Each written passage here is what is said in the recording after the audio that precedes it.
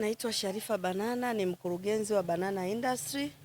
Leo ni siku ya pili, tuko kwenye mafunzo ya ujasiriamali na leo tumejifunza batiki ya kuprinti, tumejifunza karanga za mayai, tumejifunza yogurt, lakini tumejifunza pia na utengenezaji wa sabuni ya mche.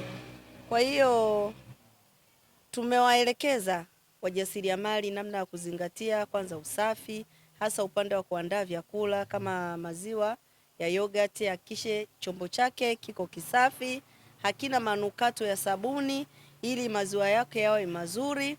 Lakini sambamba na hilo, hata karanga za mayai tumewaelekeza namna ya kubalansi mayai ili yasiwe mengi sana, lakini kubalansi ngano pamoja na sukari.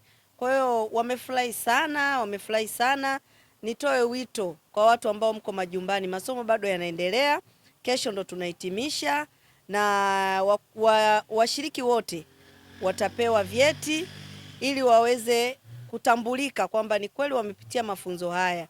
Mafunzo yamekuwa ni mazuri sana, watu wameitikia kwa wingi, wakina mama na ni jamii tofauti, kwa sababu semina hii imezingatia makundi yote. Kwa hiyo napenda tena kwa nafasi nyingine kushukuru chama changu, Chama cha Mapinduzi, kwa kufanya hili, kuisaidia jamii kujikwamua kiuchumi. Naitwa Madam Susan, ni mwalimu wa ujasiriamali.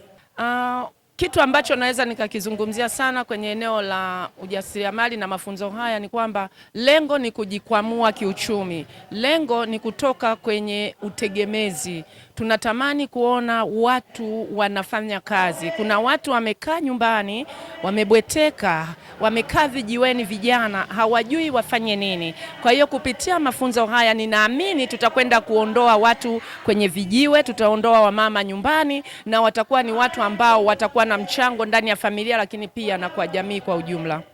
Kitu cha kwanza ambacho unatakiwa kuzingatia wakati unataka kufanya maandalizi na kutengeneza bidhaa zako, cha kwanza kabisa unachotakiwa kukifanya ni kuangalia ubora wa malighafi zako, ubora wa bidhaa zile ambazo utakwenda kuzitumia kwa ajili ya kuzalisha kile kitu unachokwenda kukizalisha, kwa sababu mjasiriamali ni mzalishaji. Kwa hiyo tayari kile ni kiwanda. Sasa kama bidhaa zako hazitakuwa kwenye ubora, usitarajie kwamba utatoa kitu chenye ubora.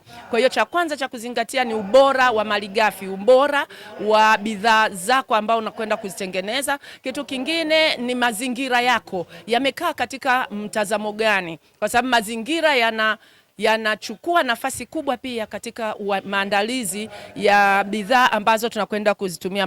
Mazingira yanahusika kabisa. Lakini kitu kingine ni kwamba ubora wa bidhaa, lakini pia mazingira hayo ambayo unayatumia, pia ambacho natakiwa kukikuwa na kutambua kwamba hiki kitu unakwenda kukifanya ni kwamba umakini, kwa sababu utakapokwenda nje ya kanuni, kile kitu tayari utakuwa umekiharibu. Kwa nini nasema hivyo? Kwa sababu kuna vitu vitapungua, havitaenda. Kwa hiyo kwenye kila kitu unachokitengeneza kuna kanuni. Kama vile mwanafunzi anavyokuwa anafanya masomo ya hesabu, ndivyo ilivyo hata kwenye kanuni za utengenezaji. Kwa hiyo kwa sababu sisi ni viwanda, tunapaswa kuwa makini katika bidhaa tunazokwenda kuzitumia kwa ajili ya kuepuka zile expire date, lakini pamoja na kuharibika kwa mali, kwa zile mali ambazo tunakwenda kuzalisha.